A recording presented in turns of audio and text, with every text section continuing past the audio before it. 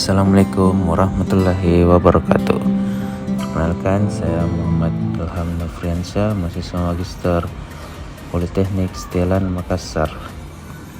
Kali ini saya akan membahas tentang polemik pencairan jaminan hari tua.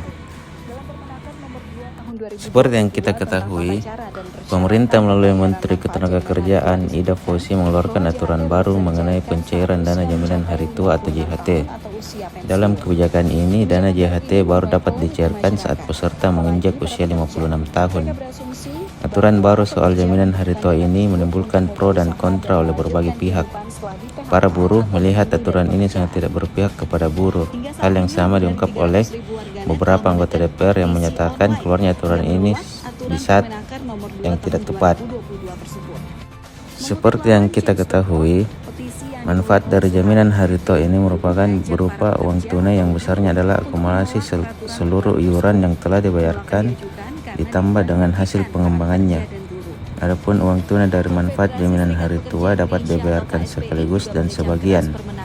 Uang tunai yang dibayarkan sekaligus apabila peserta mencapai usia 56 tahun, berhenti bekerja karena mengundurkan diri dan sedang tidak aktif bekerja dimanapun, terkena pemutusan hubungan kerja dan sedang tidak aktif bekerja dimanapun, meninggalkan wilayah Indonesia untuk selamanya, dan cacat total tetap atau meninggal dunia.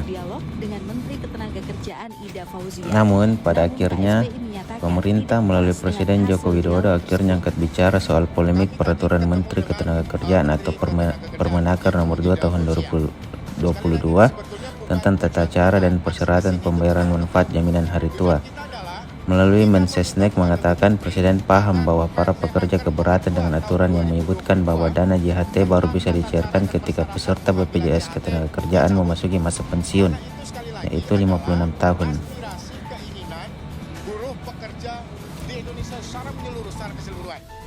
Tentunya menilai kebijakan pemerintah soal manfaat jaminan hari tua ini pada BPJS Ketenagakerjaan yang dapat baru dicairkan pada saat memasuki usia pensiun atau 56 tahun merupakan kebijakan yang tidak berbasis bukti dan data yang kuat.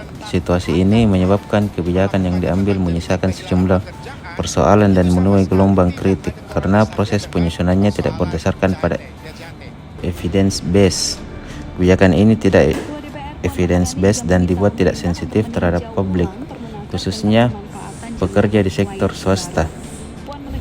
Peraturan Menteri Ketenagakerjaan nomor 2 tahun 2022 tersebut dibuat seolah disamakan dengan usia pensiun PNS. Padahal persoalan ini yang dihadapi daripada pekerja di sektor swasta berbeda dengan PNS, ditambah dengan situasi lapangan kerja saat ini sangat labil dan penuh ketidakpastian. Tidak sedikit pekerja di sektor swasta yang mengalami pemutusan hubungan kerja atau PHK sebelum masa pensiun dan dalam usia yang beragam. Kebijakan pemanfaatan JHT belum mampu menjawab permasalahan tersebut. Adalah persiapan agar nantinya setiap orang di masa pensiun atau tidak bekerja lagi kebutuhannya tetap terpenuhi dengan adanya ini. Sejak awal memang program JHT ini dipersiapkan untuk kepentingan jangka panjang. Selanjutnya, jika yang bersangkutan memasuki hari tua, ada perlindungan dari program JHT. Bila memasuki usia pensiun, maka akan di-cover oleh program JP, Jaminan Pensiun. Bila meninggal dunia, maka sudah ada perlindungan berupa JKN. Bagaimana bila pekerja di PHK? Sebagaimana yang saya sampaikan, sekarang telah ada program yang dibentuk khusus untuk melindungi pekerja dari resiko tersebut, yaitu program Jaminan Kehilangan Pekerjaan atau JKP. Pemerintah memberikan perlindungan bagi pekerja berupa JKP atau Jaminan Kehilangan Pekerjaan. Jaminan hari tua berbeda dengan Jaminan Kehilangan Pekerjaan. JHT merupakan perlindung pekerja atau buruh untuk jangka panjang, sementara JKP merupakan perlindungan pekerja untuk jangka pendek. JKP merupakan program yang diatur dalam Peraturan Pemerintah Republik Indonesia Nomor 37 Tahun 2021 tentang penyelenggaraan program jaminan kehilangan pekerjaan. Dalam program itu terdapat 3 fasilitas utama, yakni uang tunai yang akan diberikan kepada korban PHK selama 6 bulan, Dengan pembagian 3 bulan pertama sebesar 45% dari upah terakhir yang diterima dan 3 bulan selanjutnya sebesar 25% dari upah terakhir yang diterima. Tapi ada juga aturan jika batas besaran upah terakhir yang diterima adalah 5 juta rupiah.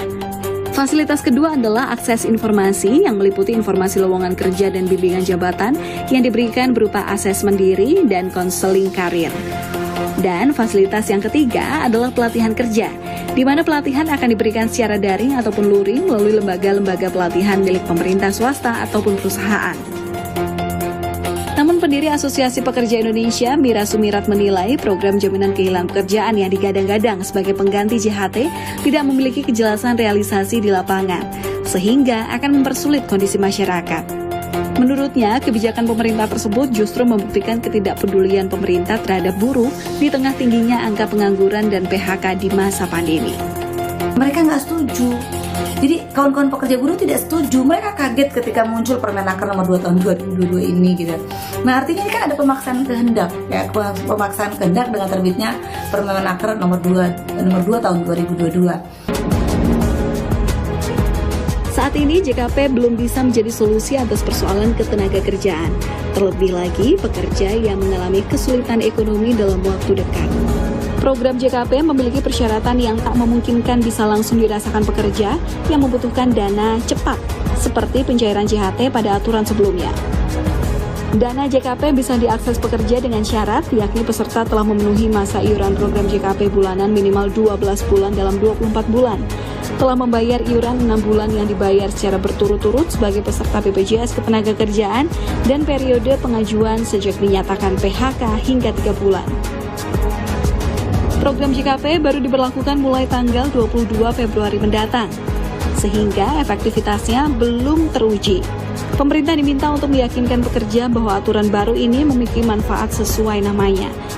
Masyarakat juga meminta kejernihan dan transparansi pemerintah menahan JHT, serta jaminan uang JHT tersebut tidak hilang.